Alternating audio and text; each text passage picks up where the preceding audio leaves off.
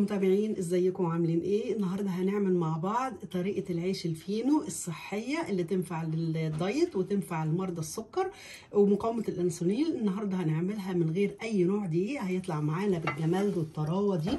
بص قد ايه العيش بتاعنا طري جدا وحلو قوي قوي ومستوي طبعا من جوه ومن بره. اهم حاجه طريقه التسويه لازم تكون على نار هاديه. يلا بينا على الطريقه والمقادير. حاجه معانا ربع كيلو من الجبنه القريش والبديل بتاعها، بما ان احنا عايشين بره هوريكم البديل بتاع الجبنه القريش. انا جبت اللي هي الجبنه دي شبايس توبفن اللي هي 20%، او ممكن تجيبوها اللي هي من غير دهون خالص، بتبقى اسمها ماجر توبفن، لكن دي شبايس توبفن دي فيها 20% دهون. اوكي، هنحط عليها بيضتين، عدد بيضتين بدرجه حراره المطبخ. نحط عليهم معلقه كبيره من زيت الزيتون، نحط عليهم معلقه كبيره من الخل عشان زفاره البيض. نضربهم كويس جدا بالهاند بلندر لحد ما القوام بتاعهم يبقى سايل وناعم.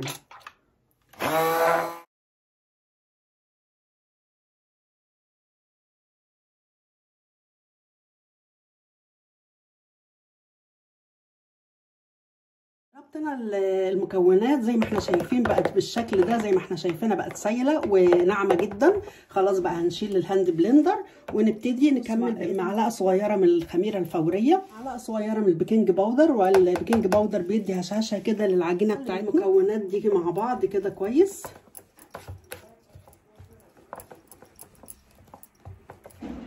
معانا 5 معالق من قشور السيليوم، 5 معالق كبيره طبعا، هي دي اللي هتخلي العجينه بتاعتنا متماسكه وهشه. واهم حاجه ما نحطهمش مره واحده، يعني نحط معلقتين كده ونقلب لحد ما القوام بتاعه يبقى متماسك، ما يبقاش سميك قوي ولا خفيف، عشان نقدر نشكلها العيش الفينو بتاعنا. العيش بتاعنا النهارده من غير اي نوع دقيق يا جماعه، حلو جدا للدايت والمرضى السكر ومقاومه الانسولين. هنفضل بصوا واحده واحده كده، ما ننزلش مره واحده.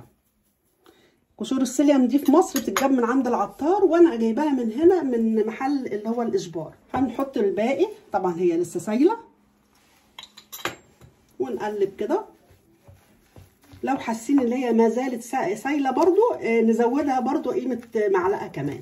شكل العجينه حبايبي زي ما احنا شايفين، انا حسيت ان هي كده كويسه جدا، مش محتاجه نزود اي حاجه.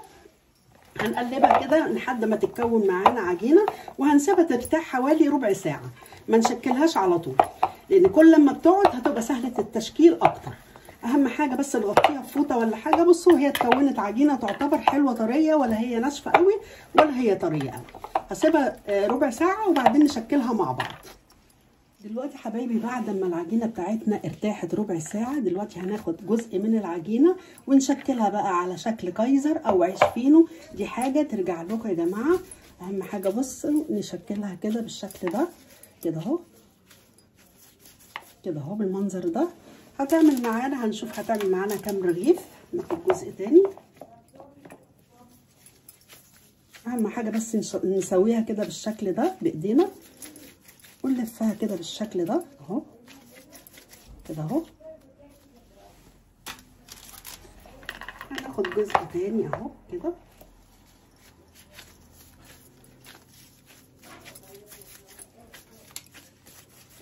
كده اهو.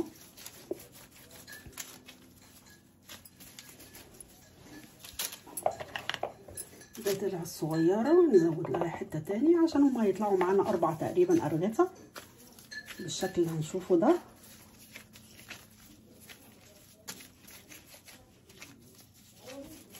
كده طلعوا كده 4 ارغفه من 5 معالق اللي هي قشور السيليوم. طبعا العيش بتاعنا يا جماعه مشبع جدا، مش بيحسسنا بالجوع نهائي فتره طويله، عشان قشور السيليوم دي بتشبع يعني. ولازم يا جماعه نشرب ميه كتير جدا بعد منها. رشيت على العيش الفينو بتاعنا حبه البركه والسمسم، دي حسب الرغبه لو انتوا حابين. هنسيبها بقى 10 دقايق ترتاح لونها ما نسوي العيش بتاعنا. هنولع الفرن على 10 دقايق، قبل منها ب10 دقايق. وبعد ما الفرن بتاعتنا تسخن هنوطي درجه الحراره على 160. هيقعد معانا نص ساعه على الرف الاوسط. هنشوف بعد ما يستوي. حبايبي كده بعد ما فتحنا واحد شكله ايه جميل جدا، عامل زي العيش فعلا. هنحشي واحد مع بعض وهنشوفه. الفيديو بتاعنا خلص، زي ما شايفين العيش بتاعنا جميل ازاي. اتمنى طبعا الوصفه تكون عجبتكم، ولو عجبتكم لايك وشير وسبسكرايب للقناه، ويا ريت تتابعوني على صفحتي على الفيسبوك باسم مطبخ سوزي، واقول لكم سلام، باي باي.